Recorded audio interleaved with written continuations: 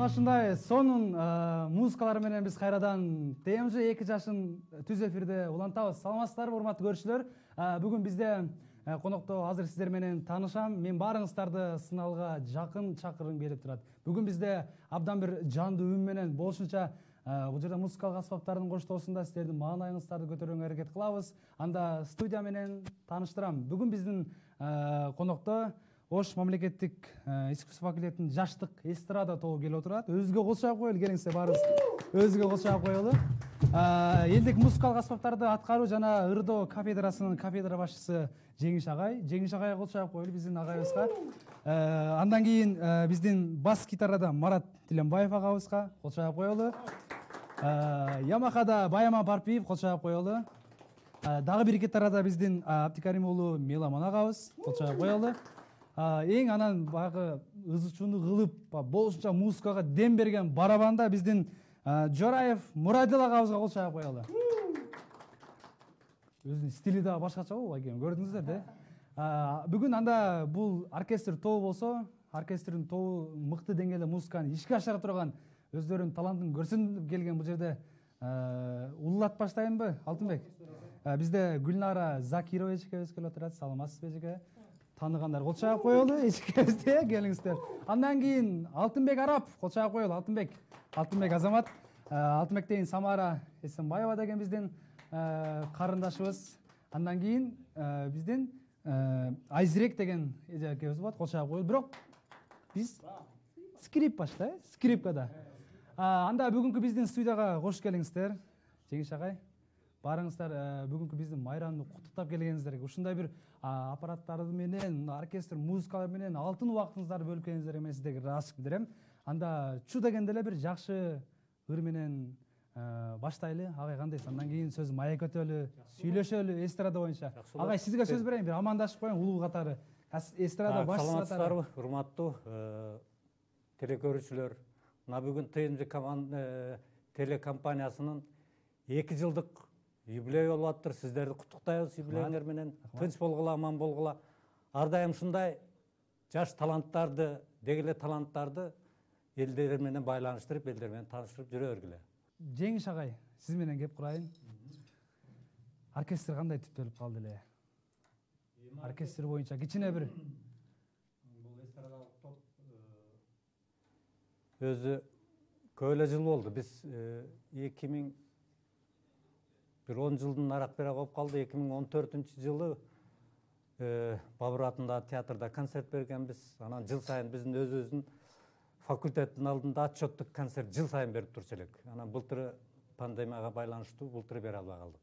Атак баары жылда отчеттук концерт берип турабыз. Жакшы. Бул азыркы оркестр боюнча, оркестрдин кандай бир составды түзүүдө кыйынчылыктар, топтоо боюнча, ошол боюнча дагы өзүңүз. Эми өзү туура коллективди кармап калыш, мындай составды кармап калыш кыйын да. Себеби биз жылда студенттер менен ойнойбуз, жана студенттер бүтүп кеткенден кийин баягы орду бошоп калат да, кайра жаңыдан үйрөтүш керек болуп калат да. Түбөлүк эмес жок э? Жок да. Эми баягы студенттер менен ойногондон кийин студенттер 5-курска чейин эми жакшы ойноп келгенде бүтүп кетип калышат. Мына ошондуктан бул топтун аты жаштык деп аталат. Ооба, жаштык. Ошон үчүн дайыма жашарып турат. Бирок бир эле сиз бар экенсиз жаштардын арасында, э? Калгандары бары жаштар өтүп. Мен деле жашмын да. Жок, эң жашы сиз экенсиз. Калгандар жаш өтүп калгандай тарихта болуп атат да. Андан кийин биздин аспаптарда ойногон байкелер менен кеп куралы. Мен эми сууну баса ичип, үндү даярдап, кайсы бир Алтынбек турат. Алтынбек, кандай? Маанай кандай? Алтынбек. Маанай сонун, ойдогудай. Сонун албетте. Жакшыбы? Жакшы. Эмне жаңылыктар? Эмне жаңылыктар менен келдиң бизге? Жаңылыктар буюрса бизде ушул өтө чоң жаңылыктар бар. Өтө чоң жаңылыктар биз быйыл 5-курста бүтүп атабыз, госко даярдандык. Бул эң чоң жаңылык. Өтө чоң жаңылык бизде ошол. Бул эң чоң жаңылык. Ооба, эң чоң. Анча адам 5 жыл окуй албайт. Конечно. Сиз 5 жыл окусуз. Мен 5 жыл окуп койдум. Жакшы. Буюрса ырлар даярдап келгенбиз. Анда мен Гүлнар эжеке менен дагы жана таанышканбыз. Гүлнар эжекебиз азыр 5-курс. Сиз дагы? быйыл бүтүрүүчү диплом колго тиет. Гос экзаменге даярдык. Ага, эмнеге баары эле гос экзаменди айтып атат? Кыйынбы сиздерде экзамен? Бизде гос экзамен ооба, билген тапкан билимибиздин баарын Анда жыйынтыктап, айтың ат азыр. чоттуп. Ушул жерде айтың. Экзамен тапшырыш эмнеси кыйын? Музыкант болуштун өзү кыйын. Өзү кыйын. Өзү кыйын, татаал. Эмгекти талап кылат. Анан башка окууларда окуйсуң да мына 12-1ге чейин сабактар бүтүп калса, биздики ошол убакта кызуу сабактар башталат. Күндүзгү сабактар деле болот. А кечинде кеч үйгө кеткенге убакыт таппай каласың. Мен сизге биринчи келгенде мугалим окшойт дедим. Эми Сиздерде агай бир алмашуу экен, агайларыбыз студенттерге окшош экен, Меламан агай сыяктуу. Биздин окуучулар, студенттерибиз мугалимге окшош. Ийгиликтин эрте кечи жок. Жашыңыз канчада? Жашым өзү сураса болбойт дейт элем мен. Айтып кой. 18,5 жаштамын деп коеюн. 18. 40-тан ашып кеттик биз деле. Анан ошон музыка болгон. Ооба, ошо музыкага болгон кызыгым 4 жашыман ырдап, анан ушул баары бир ушул ичимде эле кайнай берди да. Анан ырдаган кезде да ошо билим керек экен билдим. Билим ар бир кесип ардактуу, билими менен болсо жакшы болот. Рахмат. Буюрса эжекебиз дагы бир сонун чыгармаларды аткарып берет. Анда мен бул жакта да бир карындашыбыз бар. Саламатсызбы? Саламатсыздарбы? Самара, кандайсыз? Жакшы, рахмат. Адашпасам эң жашы Самара бизде окшойт, Азиректин жаны. Самара, келиңиз. Кандай келип алдыңыз? Маңайыңыз кандай? Сиз канчанчы курс? Өзүңүз тааныштырып. Жакшы, мен аты жөнүм Эсенбаева Самара, 3-чү курсмун азыркы учурда. Ошол жакшы келип алдык. Баары сонун, баары ойдогудай. Ооба, бүгүн биринчи жолу практикага чыктым. Ооба. Практика? 3-чү курска келгенде практикага чыгабыз. Музыкалдык школдорго. Музыкальный. Биримиздин теориясы жана практика. Кайсы жерге чыктыңыз практикага? Чайковский атындагы музыкальный школага чыктым. Бардык, ошо бүгүн директору жок болуп калгандыгына байланыштуу. Качып келер. Завуч менен. Жок, качпай эле, завуч менен ошо. Качты дебедим. Ооба, даныйларыбызды таштап, анан өзүбүз байланышабыз, эртеңден баштап чыгасыңар деди. 5-чи курста дагы практика барбы Гүлнара эже? Бар. Бар, бирок Марттан чыгышат булар. Марттын 15-инен квалификационный практика деген бар булар. Квалификациялык кесиптик практика. Рахмат. Кимден баштайбыз?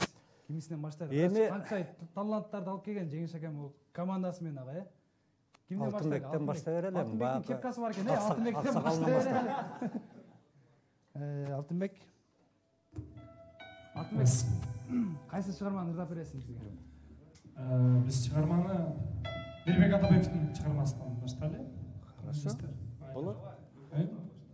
Жеңиш агайга эч кандай өзгөчөлүк жок, агай мен айса чертип бере берет агай. Ооба, айырмасы жок бизге. Ойной берет. Мирбек Атабековдун. Алтынбек стилди карашы өзгөчө го. Хорошо. Кеттик биз.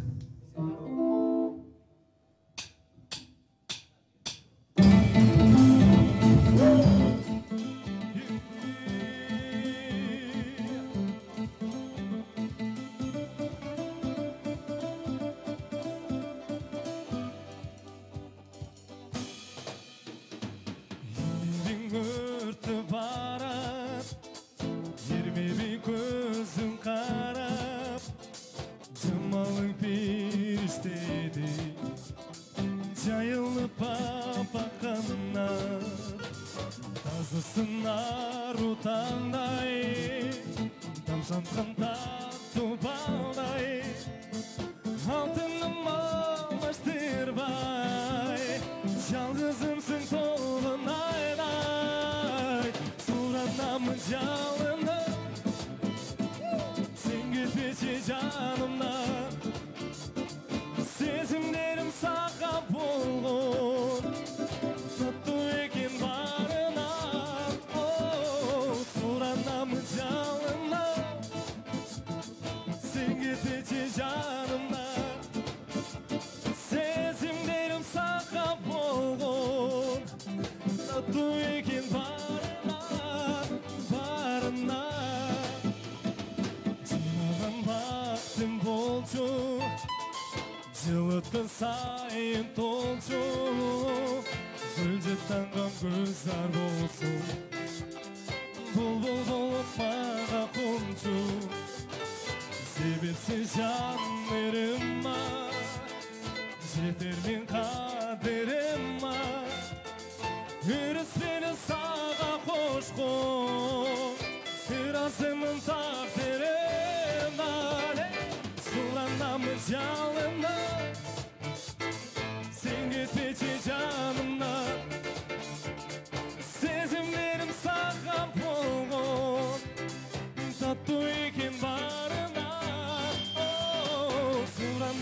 жалына сен кетпеші жанымнан сезімдерім саған болғыр тату екен барына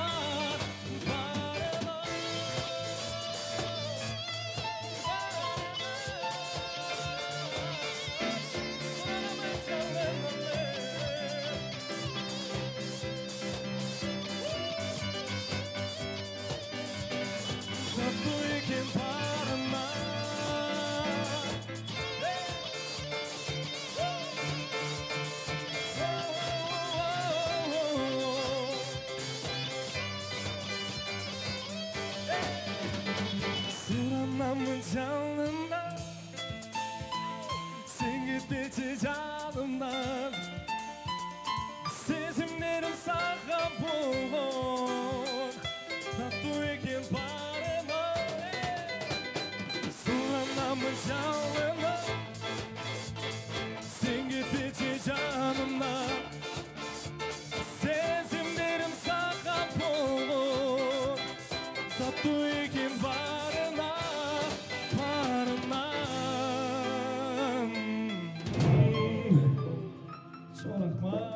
Өз қол шағып қойылы, өз қол шағып қойылы. Алтынбек, рахмат. Орындықты абдан бері соны даярдап қойдым. Бұл профессионал музыкант екенін біліп тұрады.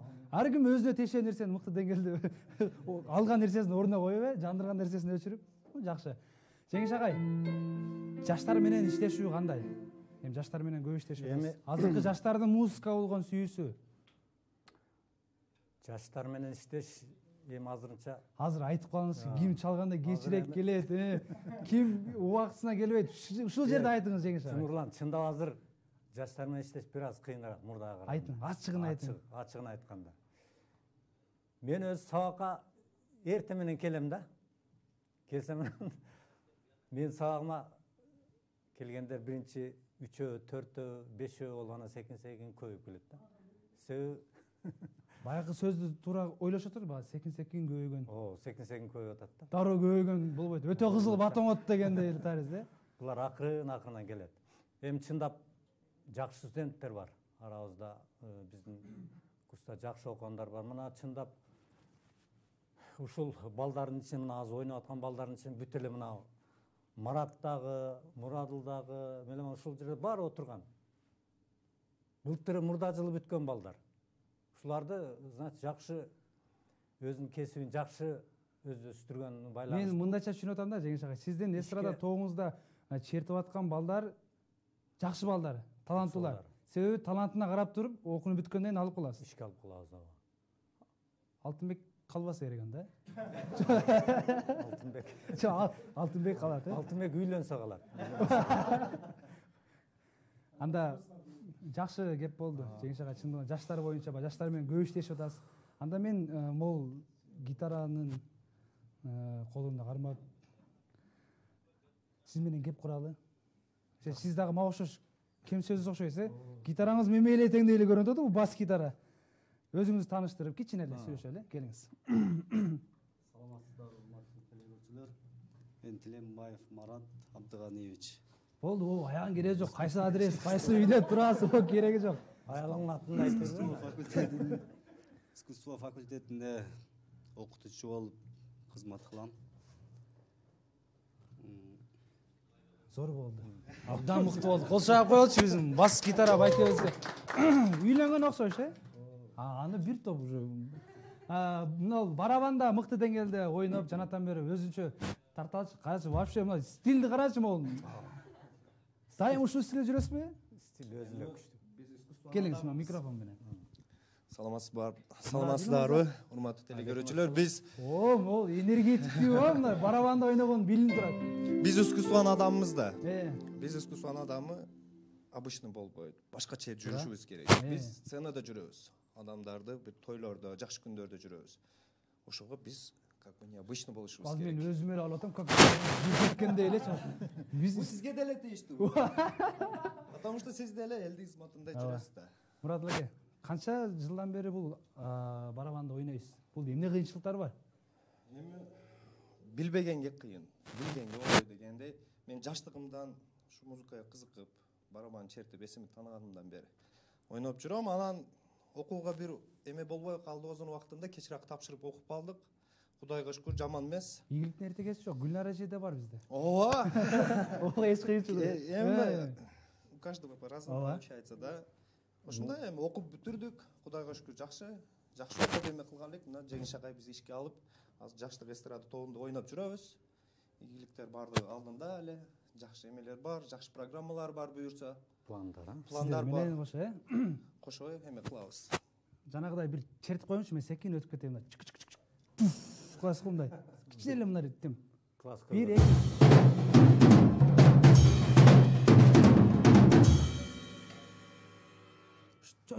Бу тийбең, бу токтош керек өзү. Башынан уруп коюң, башынан. Меломан агай, ушул токтогондон кийин сүйлөшүп баштайлы. Микрофон сизге. Мен өзүмдүн ордума барайын. Саламатсыздарбы, урматтуу телекөрүүчүлөр. Ушул ТМЖ телеканалынын 2 жылдык юбилеи менен рахмат. Меломан агай куттуктады го бизди биринчи жолу. Отчаап коючу. Жок, эми жалпы максат ушул, бирок Меломан агай. Ошону менен Рахмат. бирге эле Сизге приз бар. бүгүн менин апам да туулган күнү эле 15. Мен учурдан пайдаланып бул жерде белектерди Бека мырза жардам бересиз бизге? Сертификаттар бар ошол. Айшнебизге теледенеден чыкса. Айшнебизге берек берели. Эгерде менин апам көрүп аткан болсо, Маткасым Агайнипа. Чын жүрөктөн куттуктайм, узун өмүр каалайм, дагы көптөгөн ийгиликтерге жетишсин. Өзү дагы мугалим.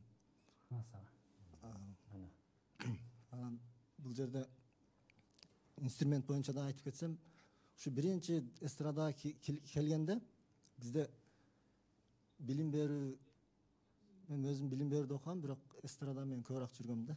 Анан Жеңиш айга киребечү элем да. Кирип отуруп, мен калайын. Жок, университетке ишке калайын деп эмес. Ойноюнчу, мен дагы ойноюн деп да, инструмент үйрөнөйүн депчи, гитарадан анан кирип, эми кичине ойнойт элем, бирок мына оркестр менен вообще ойной албай койгом да кирипчи. Анан агай ошону нөлдөн баштап үйрөткөн, мен азыр устат катары неме кылып жүрөм агайды. Ошо агайга ыраазычылык. Устат, кочоп коелу эми акеге. Агай бар болуңуз.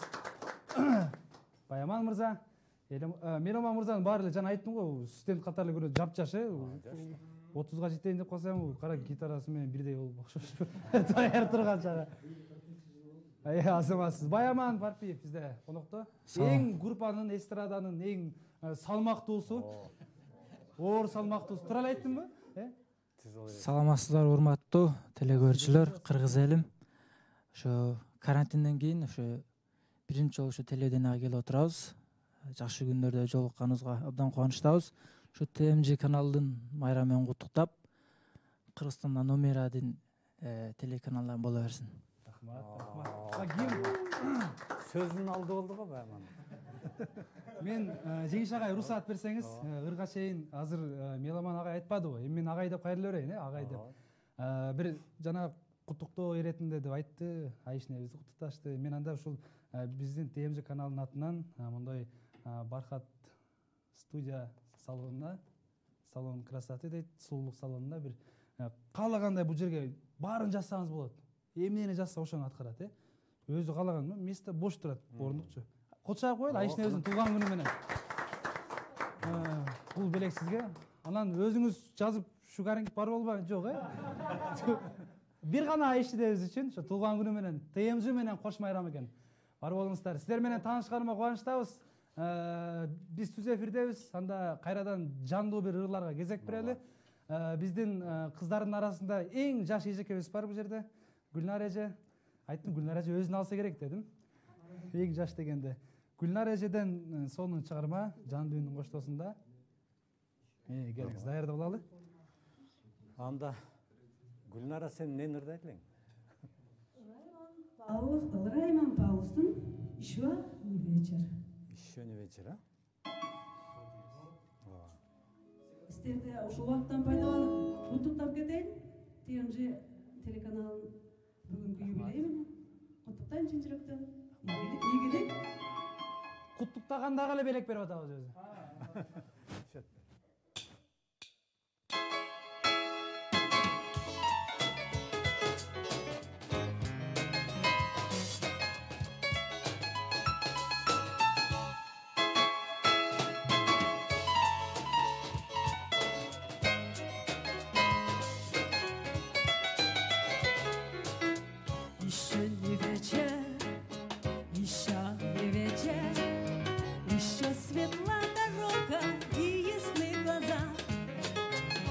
Еще не вечер, еще не вечер, еще иду я рядом с тобой безоглядно. Пусть говорят, что лгут из сердца глаза, пусть говорят, что лгут из сердца и глаза. Только не буду верить я таким словам, никому тебя я не отдам.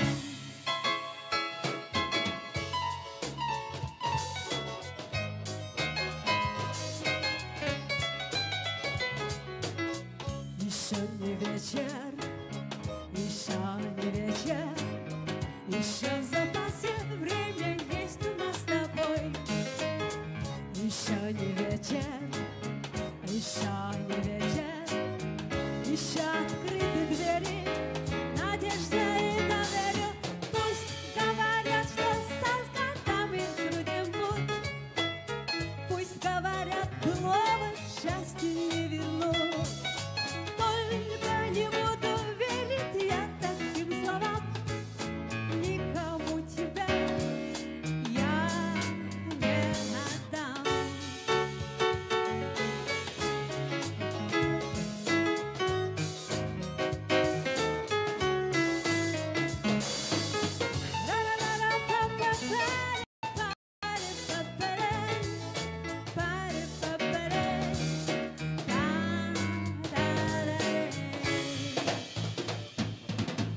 Еще не вечер, еще не вечер, ошибок прошлых мы уже не повторим.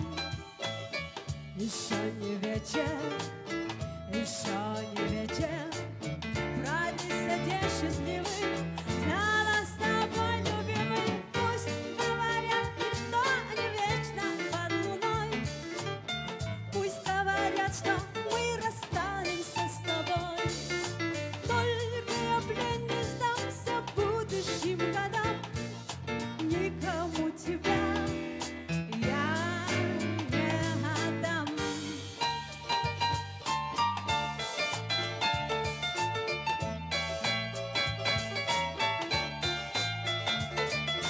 Пусть говорят, что нет, никому тебя я не отдам.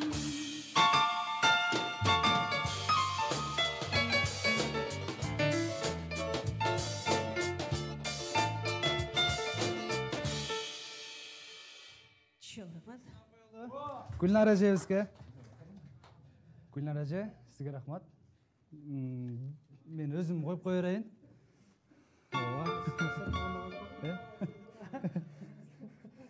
Бизде бардыгы ар нерсени буюнду алсак ордуна коймой, бирок Гүлнар эжебиз сыйлап кое берели. Урматтуу теле көрүүчүлөр, ушундай бир түз эфирде биз эфирибизди алга карай уланталы.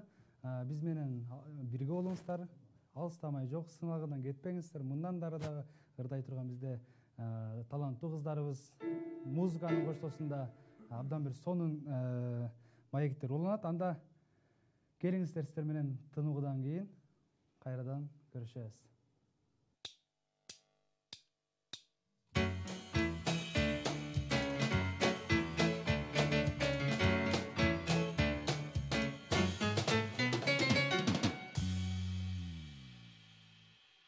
Эфирде мына ушундай ТМЗ каналы 2 жашта майрамдык чыгарылыш башталып атат. Анда келиңиздер, мен эми команда менен, оркестр менен жана тааныштыргам Жеңиш агай. Дароо эле мен максат көтөйүн. Мен сиздердин кичине бир тамашалуу сүрөттөрдү даярдап койдум эле. Эгер музыкант адам саясатка барып калса, же президент болуп калса, же депутат болуп калса, билбейм. Азыр бул жакта мен сүрөттөрдүн иреттеп алайын, сиздерге көрсөтөйүн кандай болот экен. Экрандан да көрсөтүүлөргө, биздин көрүүчүлөргө даярдашат азыр режиссер байкелер. Эгер даяр болсоңуздар, мен сиздерге баштайын. Агайдын өзүн эле көрсөтүп турайын, агай, анан буларга көрсөтөйүн сизге. Эгер саясатчы ушундай жолдорду ушундай салат экен, музыканы. Анда азыр биз экрандарга да чыгарып берет элек. Ага чейин даяр болдук болсо, биз Агай, музыка, кыргыз музыкасы боюнча, эстрада боюнча сүйлөшөлү. Азыр кызыгуусу кандай болуп атат балдардын? Эми чындап биз буга чейин бүт эле баягы фонограмманын, компьютердин жардамы менен эме кылып атпайбы балдар. Эми биздики бул окуу жайда чындап аспапта ойноп, өз үнү менен, өз колу менен инструментти ойноп, ырдап, кыскасы баары жандуу чыгыш керек болуп атат да. Биз ушул азыркы кийинки жаштарды бардык ушул эстрадалык ырчылар, аткаруучулар бүт жандуу ырдаса, жандуу аспаптардын азыр эми көп эле ошол компьютердин жардамы менен баягы үндөрүн оңдоп алып, анан ушу компьютердин жардамы менен жандуу ырдаганда дал келбейби? Эми жандуу ырдаганда ал үчүн эмгек кылыш керек да, окуш керек. Кепка кийиш керек. Кепка кийиш керек. Барабан ойнош керек, бас гитара ойнош керек, ритм ойнош керек, клавиште ойнош керек. Анан кийин чогулуп алып туруп, жана футбольный командада бир оюнчу начар болуп калса да жеңилип калат го бир эмеге чыкканда. Ошондой болот да, бизде бирөөсү начар болсо, значит начарраак ансамбль болуп калат. Ошон үчүн баардыгы бирдей күчтүү болсо, ансамбль да күчтүү болот. Душманжа билек бир, бир жакадан баш. Бирөө ката кетирсе, бир калгандар оркестрге дагы зыяны тиет. Ооба, зыяны тиет. Алтынбек, фонограмма ырдаган кыйынбы же живой ырдаган оңойбу? Негизи фонограмма ырдаган оңой. Живой ырдаган кыйын. А мен Асурон алмаштырдым окшойт анда. Алмаштыралым. Кандай, кайсысы жакшы сизге? Мага негизи көбүнчө ошол басым жасайм, живойго басым жасайм көбүнчөчү. Жандуу иш-чараларда негизи көп. Тойлордо негизи тойлордо минусовка жандуу менен. Конкурстарда ошол өзүбүздүн состав менен, агайлар менен бирге барып, жандуу бүт баары.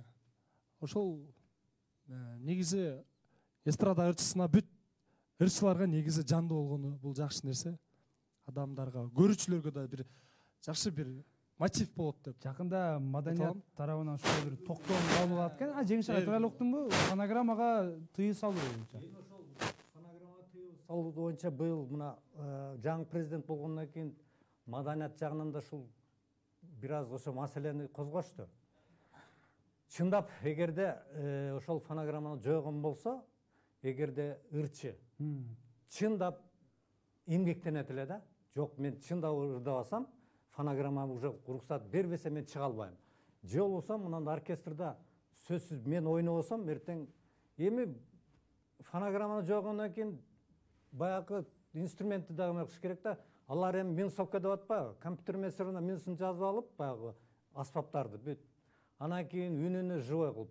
Бул деле полуживой болот да, жарым жандуу болот. Кыргыз эстрадасы бир топ суйлап турбайбы анда? Жандуу өтө турган болсо. Жандуу өтсө эми бардык аракет кыла баштайт да, жок, ырчы дагы, музыканттар дагы, жок, биз ансамбль күчтүү ойносок, ырчы келип сөзсүз бизге баягындай өзүнүн заказын берет. Давай мага мына ойноп бергиле, мына.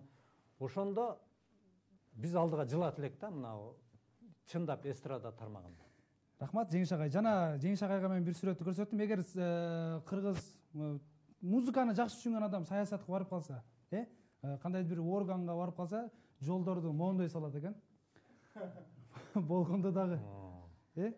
Ооба. Көрдүңүзбү? Айланып, кайсыл жакка барып, анан тышкары үйлөрдү сала турган болсо, бул тепкичтерин кандай кылат экен? Музыка жаатында жүргөн адам архитектор болуп кетсе, моондой үйлөрдү салат. Тепкичтерин жада калса, бул Ямаханын түсүндөй аккара. Анда мен кийинки сүрөт дагы. Эгер саясатчылар музыкага келип кала турган болсо деген бир суроо бар экен да бизде. Эгер саясатчылар бизге келе турган болсо, мен көрүштөрү көрсөтөйүн. Алардын гитарасы моондой гитара болот экен байке, көрдүңүзбү? Кайсы жактан чертет, ол ким билет, оны эч ким билбейт. Моондай гитара болот экен. Алтынбек, Меломан ака, кандай чертмеңиз? Чертсе болот. Музыканы черткен оркестрде ойногон адамдардын үйүндө барсаң, мындай бир эмелер бар экен да, караңыздарчы. Сковородка менен биргеликте могу карачы. Мындай үйдө колдонгон үй буюмдары жада калса ушундай экен. анан эми кыздарга басым жасайын. Музыканы түшүнгөн мыкты таланттуу кыздардын үйүндө жада калса пилисосу дагы моундай жөн турбайт экен. Карачы, могу турганда да бир өзүнчө бир музыканын символун көрсөтүп тур Жеңиш ага. Скрипкалык ачкычтын Мына бизде экрандарда көрүүчүлөргө тартылып атат. Эми бир жакшы ырларга кезек берели. Андан кийин бизде белектер бар дегендей, сиздер менен бир кичине суроо жооп кылалы. Карс таксилер бар дегендей.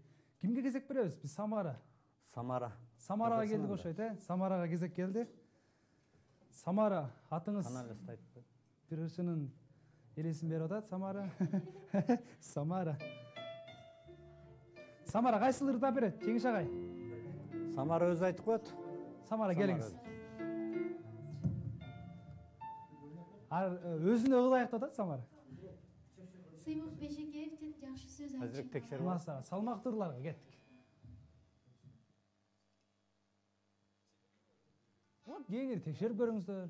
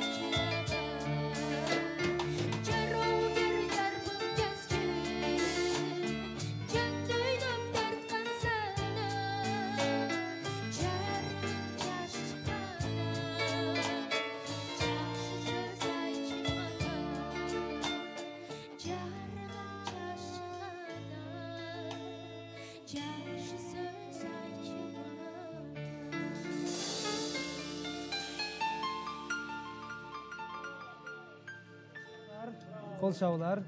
Самара өчүрүп атат. Жана азаматсыздар, эң мыкты чыгарма болду. Салмак турларга, жаш эле турбага. Жакшы. Эми мен кичине бир кызыктуураак, мен үчүн кызыктуураак, сиздер үчүн кандай билбейм аны. Сиздерге Баяманык, Мейламан аке, Муратыл аке, анан Марат аке. Агай деле кошуп коем. Агай эми сиз калыс катарында отуруп бериңизчи. Алтынбек мага жардам берип турат. Алтынбек келиңиз. Жок, болду, ушул жерде отуруп бер, Мен азыр микрофонду дагы алып барганга аракет кылалы. Жоопту айтышат. Мен ар кандай сүрөттөрдүн жыйындысы менен кыргыз макалдарын даярдап койгонмун. Мен азыр сүрөттү көрсөтөм. Кезеги менен бир убакытты коюп коелу, 1 минуталык. Сүрөттөрдүн баардыгында ким көбүрөөк ошону жооп берген болсо, биз бул жактан белектерди даярдап турабыз. Белектерди ыйгаралы. Төртөөңүздөргө агайдан бөлөк, агай калыс болуп берип турсун, Макал лакап. Мейламан агай. Мейламан даярдап турат го болчу. Биринчи макал анда сиздерге. Мындай кылчы, эгер ким макалды билген болсо, ошол жерде өзүңүздөрдүн инструментиңиздерди ойноп коюңуздарчы. Мисалы, сиз кантип ойнойсуз тапсаңыз? Тапсаңыз кантип атасыз? О, сиз doğrunu атса, эгер сиз макал тапсаңыз, эгер таап алдыңыз, кеттик. Сизче? Таап алсаңыз, ошентип коесуз. Так, Мейламан аке, эгер сиз таап алсаңыз, сизге жаман. Марат аке, Муратыл аке деген сиздики мультфильм болуп калды, ошо эсине алдыңыз, Мазар алсаң. Жонра. Аз кимден чыкты бул? Ошол. Сиздикиби? Сен начар дегениң бул эми көргөзүп коеюн деп. Ошого таарында окшойт, көрсөтүп коеюн деп. Баяман, сиз кандай жооп кайтарасыз? Жакшы. Экрандардан дагы чыгарып берет. Көрүүчүлөргө дагы бергиликте. Кааласаңыздар экрандан бир карап аласыздар. Мен сүрөттү көпкө чейин көрсөтүп тура албайм, Анан мен кагаздан да көрсөтүп турайын. 1 2 3 кеттик. Кайсыл макал? Экранды караңыздар, же бизди караңыздар. Баарында бар. Кайсыл макал? Казан, 2 баштуу аждар. О, бизде Муратыл байке таап алды окшойт. Муратыл байке, келиңиз. 2 кочкорду башып, 1 казанда кайнабайт. Туура? Кол чаап коюңуздар. Ага, эсептеп туруңуз. Ага, эсептеп турат. Муратыл байкеде 1 упай. Анда кийинки макал. 1 2 3 экрандан кеттик. Аста. Жок, экрандан башка чыгып атат немеге? Бизде башка сүрөт. Кезеги менен кылалы. Ушул база экранда? Жок, экранда эмес. Экранда кезеги менен кылалы. Жок, мына карагыла, мына. Жок, ал башка. Ооба. Тапты бизде. Режиссер байкелер. Жакшы кыз асмандагы кундуз, жаман. Жок, бул эмес. Кыз бар экен су жерде. Жок, экрандан башка чыгып атат. Бизде кагаз. Бар экен. Агайда аралашып атат бизге. Кагаздагыдай. Буяк. Марат аке аркадан, нарактан бирөө такылдап аткандай эле бир таризде үн болуп атат. Марат аке. Аста болуш, Аста болуш жакшы, жаман болуш бир жакшы. Жакшы болуш аста, жаман болуш. Кол чаап коюңуздар. Бирден. Сүрөттөрдө номерлер жазылган, режиссер байкелер, кийинки макал. Даярсыздарбы? Кийинки макал.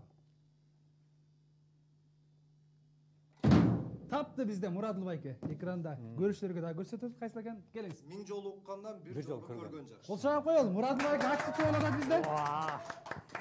Кеттик анда. Кийинки убакыттан уктурбайлы. Кийинки сүрөт биринчи көрүүчүлөр менен анан сиздерге. Жетишпе. Мейламан байке жетишпей калат. Көрсө домбура ойной турбайбы, мен бут менен чет берген. Кайсыл? Жакшы атка 1 камчы, жаман атка 1000 камчы. Жакшы, кол чаап коюңуздар. 3 болду. Жакшы кетип атасыз. Түз кетип атасыз. Барабан менен кетип атасыз. Кийинки сүрөт кеттик. Кийинки сүрөт кайсы болду экен? Эч кимден инструмент чыкпай атат го үнү бул жердечи. Жок, агай сизге болбойт. Жок. Миң досуң болсо. Агай Марат акени жакшы көрөт экен. Ушул жерде билинип калды. Акчаң болсо. Жок, Гүлнара, сиз 5-курссуз, антпей жок. Кайсыл макал, жигиттер? Мурат аке, Баяман мырза. Айт. Баяман мырза, таптап окшойт. Баяман мырзадан жоопту калды. 100 досуң болгуча, 100 сомуң болгуча 100 досуң болсун дейт.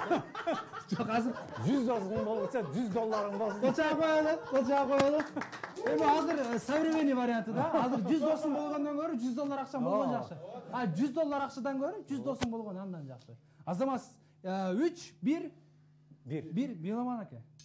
Сиздин карааныңыз көлөкөңүз да көрүнбөйт биз тараптачы. Кийинки Меломан аке бир кезек берели. Меломан акенин өзүнө алып барат окшойт. Кийинки сүрөт кеттик анда.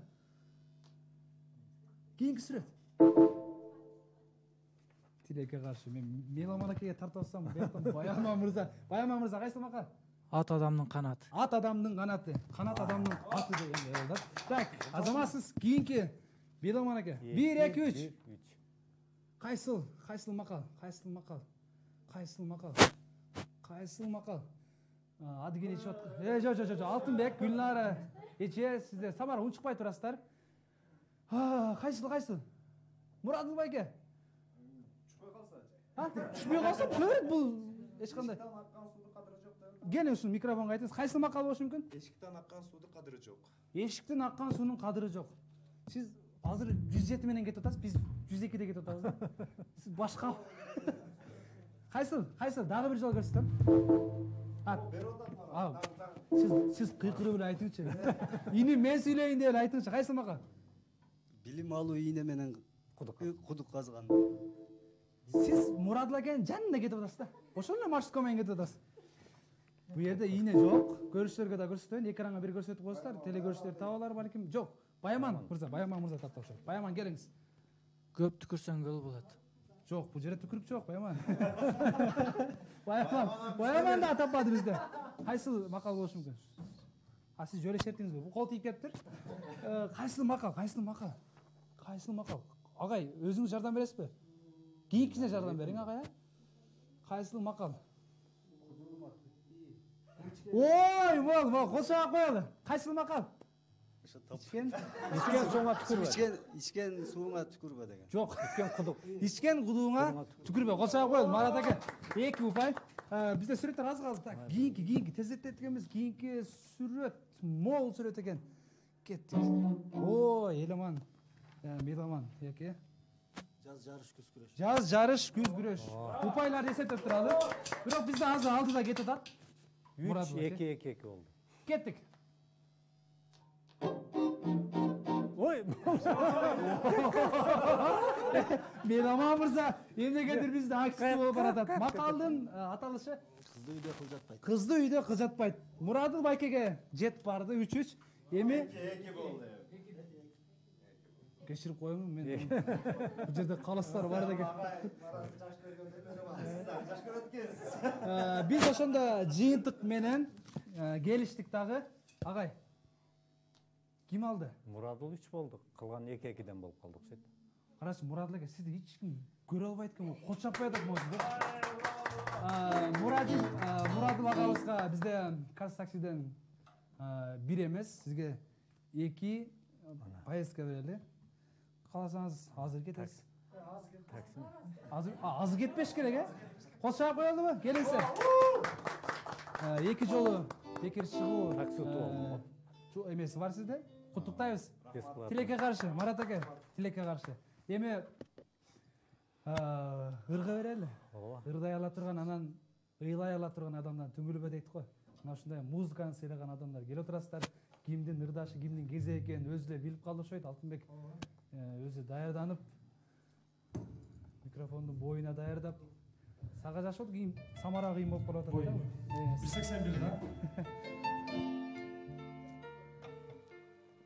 Жалпы эле телеканалда барыңыздар менен чын жүрөктөн куттуктайбыз.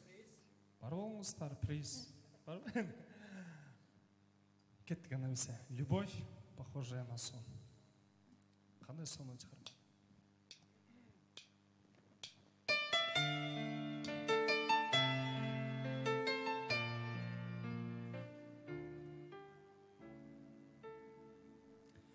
Я в глаза твои, как в зеркало, смотрюсь.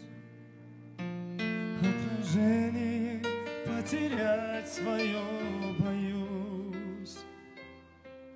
Не хочу, чтоб я и гостем был в сумраке иначе из судьбы твоей.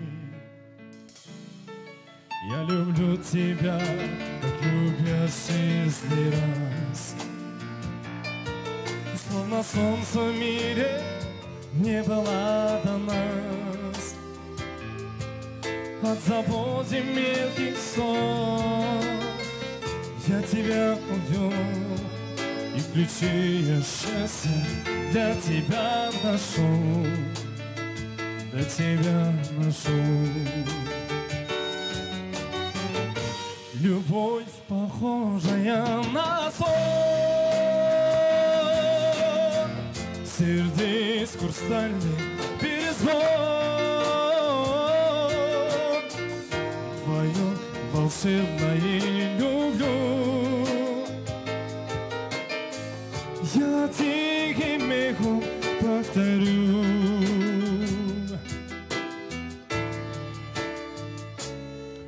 И в глазах твоих себя не потерять. На разлуке нам любовь не разменять. Я немыслимой стеной и своей мечтой заслужил я это счастье быть с тобой, быть всегда с тобой. Любовь, похожая на сон, сердец хрустальный перезвон, твое волшебное люблю. Я тихим эхом повторю. Любовь, похожая на сон.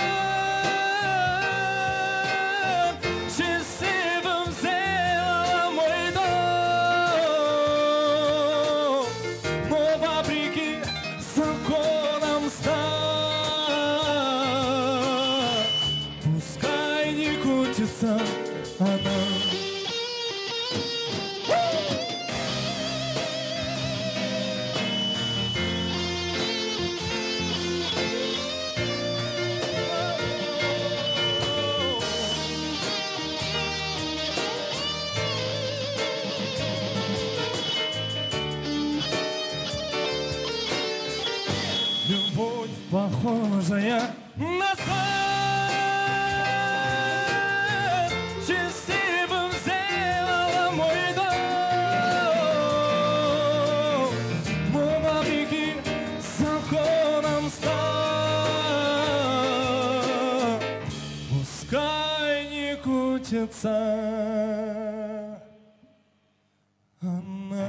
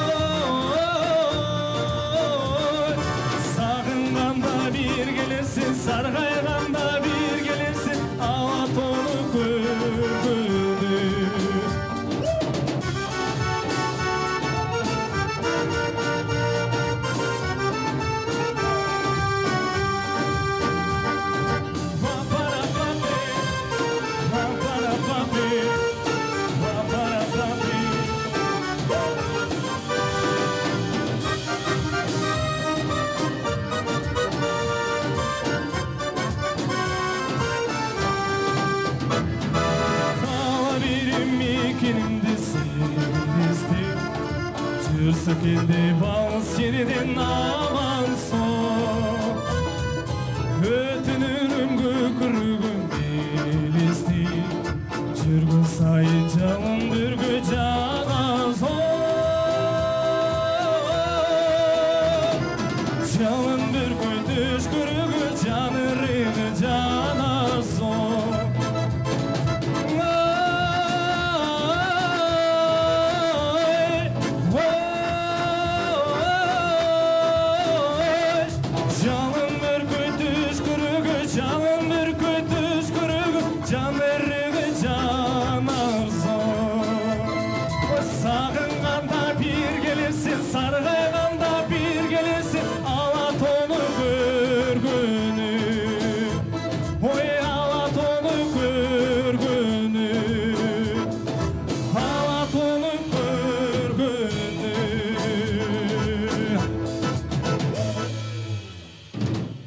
Кол чабуулар.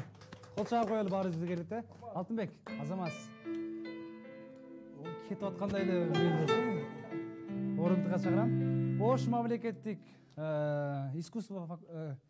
Ош мамлекеттик университетинин искусство факультетинин жаштык эстрада тобу биз түз эфирдебиз. Дагы бир жолу биздин катарга жаңы кошулган көрүштөргө эскертип коеюн. Бүгүн түз эфирде ТМЖ каналында 2 жаш бир сонун майрамы уланып атат, Мадани кечеси. Жеңиш агай, келиңиз анда азыркы кыргыз музыкасы деп сүйлөшүп атпайбыз, кеп кылыпчы. Эми азыркы кыргыз эстрадасында азыркы сиз эми агай болуп иштеп атасыз. Окуучулардын, студенттердин кандай бир кызыгуусу бар? Канчалык деңгээлде кызыгып атат? Үйрөнүүсү, устат, шакирт дегендей. Мына бизде бир 10 жылдын бер жагында уже биздин студенттер атайын эстрадалык билим алып чыгып, азыр жандуу ойноого, эстрада топторду түзүүгө, эстрада менен ырдоого үйрөнүшүп, уже конкурстарга катышып атат, баягы жандуу. Кайсыл студенттериңиз, кайсыл сынактарга? Мисалы, мына Алтынбек деген студентибиз Алтын үн деген конкурстун жеңүүчүсү. Ошол коча коюп суранып калды. Анан Алтынбек чындап биздин ансамбль менен жандуу ырдап, жандуу биз коштоп бердик. Ушундай биздин Алтынбектин артынан дагы келатышат, Гүлнара ырдап келатат, Самара, мына Азирек дагы жакында ырдайт уже. Ырдайын деп скрипка чертип калды. Скрипкада ойноп, эми ыргып өтүп атат. Анан микрофондун сүрүү. Агай сиздерге басым жасап өттү. Алтынбектин артынан ушундай бир Самарадай факультеттин абдан бир таланттуу окуучулары, студенттери көп деп атат бизде. Анда кимге кезек берели? Ким ырдап берсин бизде? Анда музыка ойнойлубу агай? Сиз айткандай болсун, эмне кылалы? Бүгүн биздин майрамга келдиңиз. Ооба, эмне кандай кылабыз? Команда. Ким Гүлнара ырдап береби? Же Самара ырдап береби дагы? Кандай кылалы? Же команда менен бир музыка ойнойлубу? Болсо мен агай баягыны мен ырдап берейин болсо. Жок, кайсыны деди агай дагы. Жок. Сен ырдап берсең болот. Даярдыгым. Ким ырдап берсин? Гүлнара эже. Так, Алтынбек ырдай берсин. Алтынбекти кайрадан Алтынбек, Алтынбекти мактап калдык. Мактап калдык. Алтын үнгө качты деп. Татык болуш керек да, бир көбүрөөк ырдаш керек болду. Негизи бүгүн сиздердин телеканалдарды куттукташ үчүн, көбүнчө ырдаш үчүн мен келдим. Анда кандай кылабыз?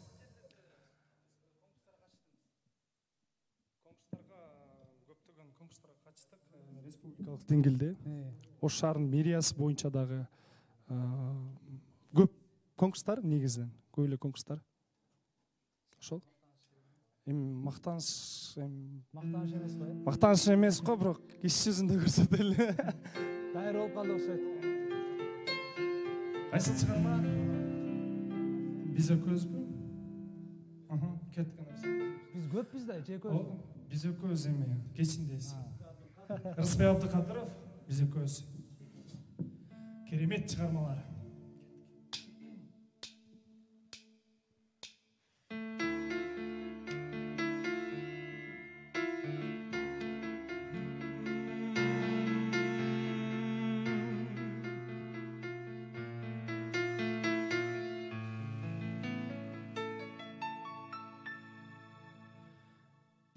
Gülüm kayda jaralgansın sen maga Mangdayıma bütkün okşoyt vakıtta Seni süydüm buyruk alıp taqdırdan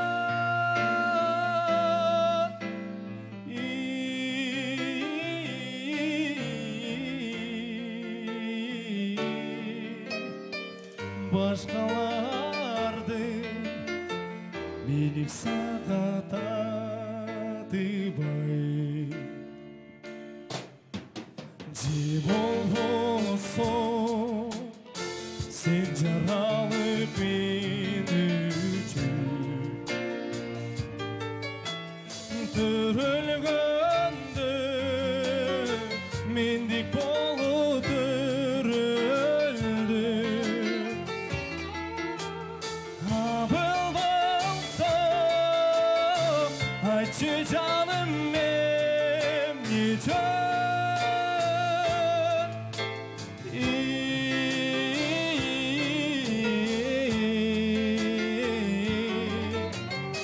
Zarlap tapkan Erzentimdi göründü Abıl bolsa aytçı canım emnice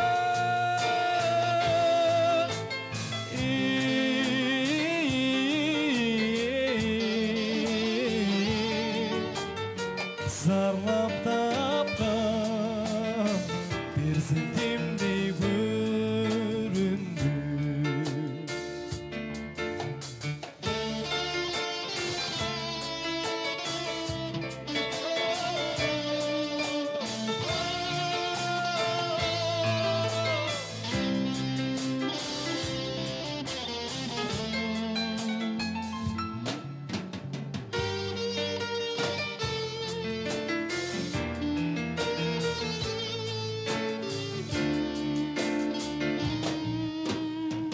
Жолукту айдын жумшак түнүндө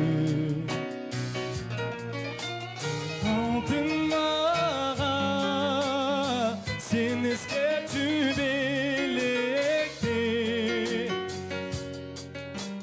Мен сүйлөсөм сенин önümde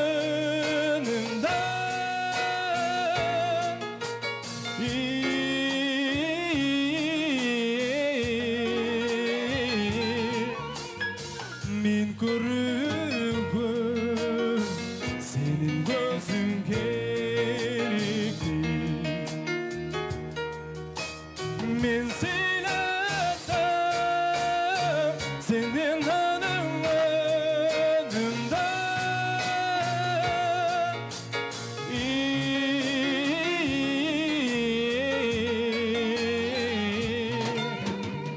Men körüngön senin gözün kerekli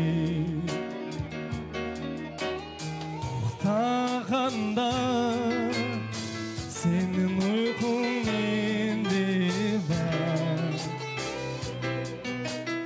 Oylarıma girişken Bize köpüz iki güç biz beraber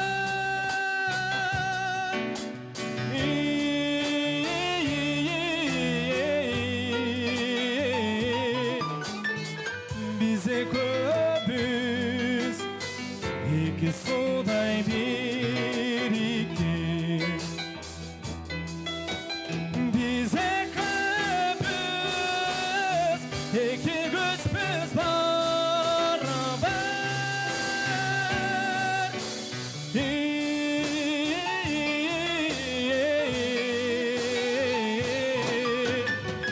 Bize köpüz iki suday birikti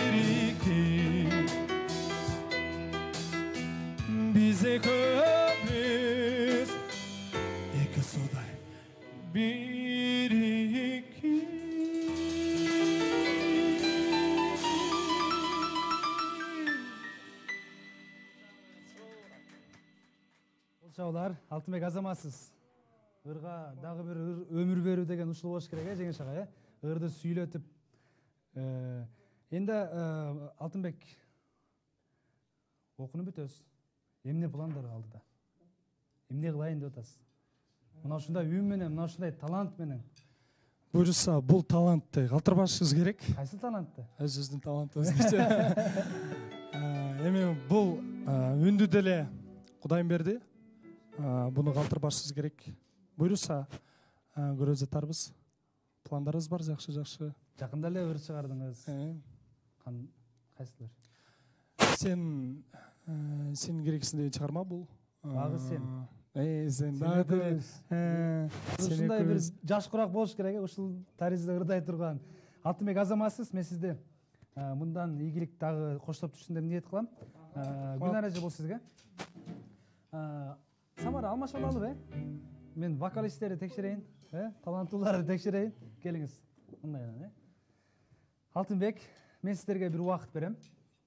Келиңиз, элге көрүнүп турсун, көрүшүлөргө. Бир келип, кайсыл тамгалар. Ал жагы керек эмес, ошол. Ал жагын кийиништеди. Сиздерге 1 минуталык бул жактан секундомер даярдап турайын мен. Шарт түшүндүрүп коеюн, оңой эле. Белектеримди да даярдап коеюн, кийимиңиздер утат билбейм. Колуңуздардагы тамга К, Б, Э тамгалары түшүп келген экен. Жеңиш агай, даярданып калыс болуп бересиз бизге. Мен сиздерге микрофон алып барганда, дароо 1 минута ичинде мен убакытты басам. Ким канча ыр тапканга үлгүрөт экен? Кайырмасыбы, башыбы, аягыбы, кайсыл катары, бул бизге кызыгы жок. Сиздер тапсаңыздар болду. Мисалы Кыдан, дароо Кыдан тамгасы баштан кетсе болду, ырдап кетиш керек Кыдан. Карайлаган көңүлүмө нур толуп, Б.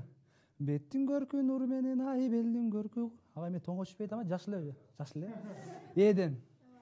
Эден көп да мисалы, деп урдаса боло берет, Түшүнүктүү эле болду, Түшүнүктүү, мен анда убакытты коеюн. 1 минута ичинде ким канча ыр табат экен, даярдап туруңуздар. Ар бир баштамадан кетсе болду. Кайсыл кереги жок. Так, анда мен убакытты даярдайм. Бир сурачка ырдап койсо болот. Ырдын аталышы кандай обондо болсо болду. 1, 2, 3, кеттик анда, Алтынбек. Кыргызстан. Да, жакшы. Гүлнар эже. Б. Бар бекен эстеп бая. Жакшы. Элесиңди карап турсам сөз. Абдан жакшы. Жаттап туруңуздар канча ыр тапканды. Кыргыз эли кең белелди. Жакшы. Бдан. Бөлмөлүм. Бөлмөлүм. Менеге. Ой, азамат. Канат болуп кагылайын. Дегендер бар. Көрө кырдатайсың, аягы ушундай болуп кетип атат. Баягыдай гүлчү кайра. Азаматсыз. Дагы ырдап атат абжам. Энеге май, тазаккан суудай, таң аткан нурдай, эртеле кеч киреби. Карап, бир өзүңдү самап, олтурабыз эстеп алып, анан мен махабатка күйүп барат жаным. Балам жок жанагы. Беллестеги беш ыргайды мен кыйбай. Азамат. Every night in my dreams I see you, I feel you. Титаник болуп кетти бизде. Биздин убакыт, хорошо, да 1 минута. Кагылайын менин алтын эме. Азыр ырдадыбы? Эсеп? Баланы кимдер сүйбөгөн, бап эстеп багып күйбөгөн. Бала жөн ырдап, эже мени карап ырдатат го. Баласындай кылып эле кеттик. Эркем ай, дечелем сени, эркелебемми, жаныма келчи. 10 секунда калды. Күндөр жаңырат, күнүсүз бир сагынат, күтүп сарыгат. Буларга да бер убакыт. Барам сага. эжем утуп кетип атат бирокчу. Кайсырлар бар эле? Ал жок, эзилип бүттүм, эден башталат. Ай. Эзилип бүттүм. Кочаап коюңуз келиңиздер, команда. Самара кочаап коелу. Эзилип бүттүм десем, эзилип бүттүм дедим. Мен айттым, мен эзилбедим, сен эзилип бүттүң болуп калды да. Биздин ырчы карындашыбызга, эжебизге, Алтынбекке чогуу эле биз кол чаап коелу өзүбүз келиңиздер. Алтынбек. Мурадыл акем кол чабысын көрдүңөрбү? Кандай кол чабуу экен? Алтынбек, сизге моундай белек берем. Карс таксиден. Кайсы жакка барасыз? Ошол жакшы, шаар ичинде болсун. Анан эртең Жалал Абадка айдап кетип калбай, жок, Түшүнүктүү да. Эми биз сулуу кыздарга Карс таксиден белек эмес, жана Айшнебизге берген белектерден ыйгаралы. Биздин Гүлнар эчкебизге Баркат солуулук салонунан сонун сертификат. Абжеке, бул же каалаган нерсени жазсаңыз болот. Бул срок канчага чейин? Бул срокпу 2040ка чейин буюрса даярдап койдук. Самарага дагы ушундай белек экен. Кол чаап коелу. Стоп. Сиз бул музыка чирсеңиз мен бергим келбей кетип атам. Самара бул белек сизге болсун. Бар болуңуздар. Кош келдиңиздер. Кош келдиңиздер дегенде эле коштошуу болуп калат. Коштош эмес. Агай, бизде эмне бар дагы? Чыгарма аткарып берет да, Алтынбек. Айга болсо Алтынбек, жерге болсо Алтынбек, сууга болсо Алтынбек, кайда болсо Алтынбек. Бар болчу Алтынбек. Качтыр өткөдейин Алтынбек. Алтынбек, ооба. Мына сиз кийинки чыгарманы тартып өтөлү. Мирбек Атабеков, сени сүйөм.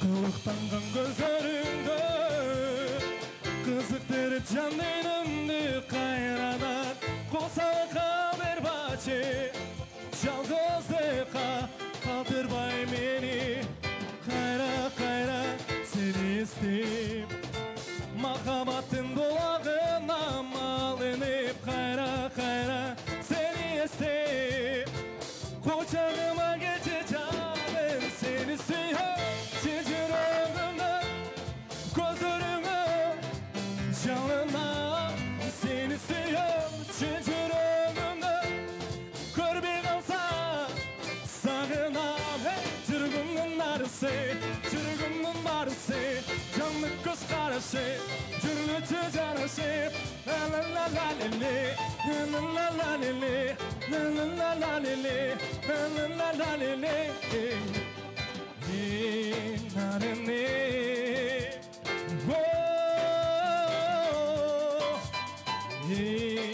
Narini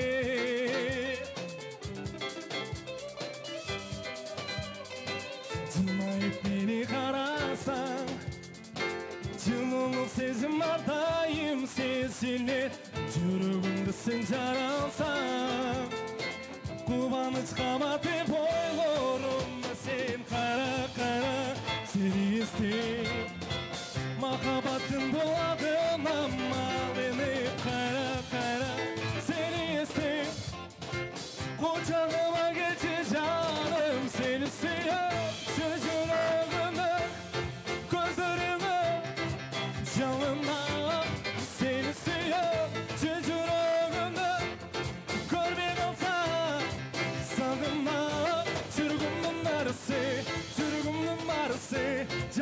көзқарасы жүрілі жанасы la la la la le le la la la la le le la la la la le le la la la la le le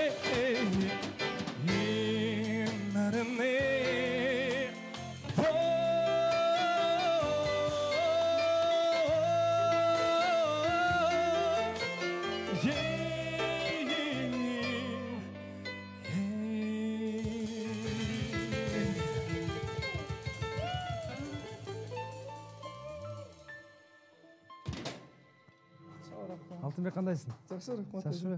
Кандай жеңилдеп алдың? Бул жакта туруп биз абдан бийлеп отурдук ичибизден Гүлнар эжекебиз. Урматтуу теле көрүүчүлөр, биз түз эфирдебиз. Бүгүн абдан бир стонун бир концерттик программаны уюштуруп берип аткан бизден ушул командага, жаштык эстрада тобуна ыраазычылык билдиребиз. Андан бул жерде Алтынбек, Гүлнар эже, Самара, Айзирек деген сонун биздин кыздарыбыз, эжекелерибиз, анан досторубуз келип отурат. Агай, анда сизге сөз. Эстраданын мындан кийинки максаттары. Эми бизде ушундай максаттарыбыз бар. Бир чоң масштабтагы бир концерт берели деген оюбуз бар. Эми кандай десем, кыргыз драмга, кыскасы бир чоңураак сахнага жакшы программа менен ар түрдүү мындай разнообразный деген жанрдагы чыгармалар менен бир жакшы концерт берсек деген ой максаттарыбыз бар. Ошого балдар менен азыр бир аз даярданып атабыз. Эми бизге жанакы пандемияда ошонун немесинен кичине балдар даярданбай калдык. Көп убакыт чогула албай калдык. Эми Кудай буйрса. Командаңыздар ар жыл жаңыланып турабы ошол боюнча дагы? Жок, эми быйыл мен тузбайбы сизге? Мына атайын жаңыланбасын деп ойногон балдарды ишке алып калып атам да. Эми постоянно бир состав болсун деп. Ал эми бизде бул основной составдан башка дагы ар бир курста, 2-чи, 3-чи, 4-чи ар бир курста өзүнүн ушундай ансамбльдары бар. Ошолорду мына Эламан, мен жетектейм, бул жерде Марат, Мурадул. Ар бирине бирден бергем 2-чи курс, 3-чи, 4-төрдү да даярдагыла деп. Алар эми акырынан даярдап келет, алар бүткөндөн кийин бүтүп кете берет. А бир бизде эми искусствода основной состав болуп, ушул состав калат. Кудай буйрса дагы көп иштейбиз деген максаттар бар. Алдыдагы сиздердин жумушуңуздарга биз албетте ийгилик каалайбыз. Буйрса ушундай бир команда менен бир сонун бир сиздер менен проекттерди ишке ашырабыз деген үмүттөбүз. Кыргыз эстрадасын, кыргыз музыкасын кайрадан жан берүү, кайрадан өмүр берүү, ушундай бир таланттуу инсандар менен кошо жандуу менен элге бир жандуу музыканы тартуулайбыз деген ниетибиз бар. Эми ырдайм деп келген адамды ырдатыш керек деп коет го агай. Музыка ойнойм деп келген адамды ойнош керек дегендей дагы эмнелер даярдап келиңиздер, ошол боюнча келиңиз. Эми программада көп эле чыгармабыз бар, бирок сиздер тандаңыздар дейбиз. Бизде биз кийинки күндөрү айттым го, жанагы убакыт болбой көп даярданбай калганыбызга байланыштуу азыраак чыгарма даярдап келдик. А Кудай буйрса кийинки берүүлөргө дагы мындан да жакшы чыгармаларды, мындан дагы кызыктуу чыгармаларды тартуулайбыз деген ойдобуз. Бар болуңуздар.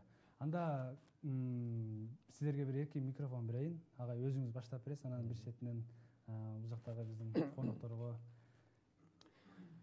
Эми мына ТМЖ каналына чоң рахмат. Мына жакшы проектти баштап атасыңар. Ушул проект мындан ары үзүлбөй, уланып бир эле биз эмес.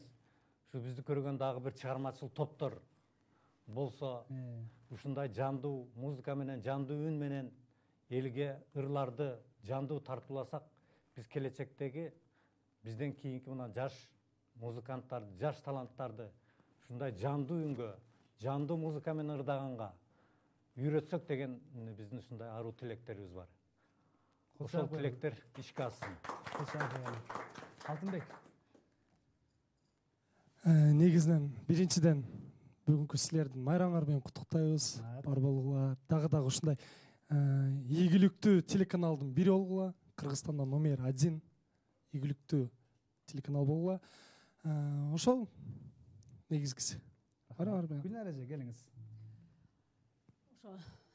Юбилей деп эле айтып атышат. Ошо юбилейиңиздер менен жамааттын баарына ошол ден соолук, албан ийгиликтер жарала берсин, чыгармачылыктар да ушундай элдин алдына ушу бизге окшогон ушундай группалар болсо, элдин жүзү болчу Алтынбекке окшогон таланттарды таанытканга сиздер шарт түзүп берет экенсиздер. Ооба, көпүрөөк болуп ошол чарчабаңыздар. Албан ийгиликтерди каалап кетебиз. Ушу элибизде ушундай таланттар бар экен, ушундай группаларыбыз бар экен, таныттырыңыздар, алдыга алып чыга бериңиздер. Рахмат. Самара кел. Барыңыздарга саламатсыздарбы?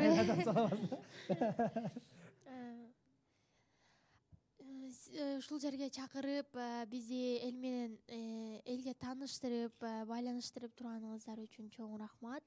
Ар дайым алдыга жала бериңиздер, ийгиликтер коштоп жүрө берсин. Бар болуңуздар. Кошулат. Азирек кошулат экен. Ош мамлекеттик искусство факультетинен жаштар эстрада тобу келип отурат. Жеңиш агай жетектеп келип отурат. Марат аке, Мурадул аке, Миламан аке, Баяман мырза, Алтынбек, Гүлнар эже, Самара, Айзирек деген бир сонун команда келип отурат. Сиздерге рахмат. Ушундай бир сонун майрамды куттуктап келгениңиздерге, анан жандуу менен болушунча мындай сонун чыгармаларды бизге аткарып бердиңиздер. Буюрса сиздер менен коштошпойбуз деп ниет кылалы. Эми Айзиректен бизде көрүштөрдөн суранып атат да. Кептин башында, эфирдин башында бир сонун чыгарманы ойнодуңуз эле. Ошол чыгарма менен кайрадан ушул эфирибизди жыйынтыктасак деген ниет болуп атат да. Суроолор менен кана Айзиректи кайрадан кол чаап коелу. Айзиреке. ТМЖ каналынан алыстабаңыздар. Биз 2 жашта.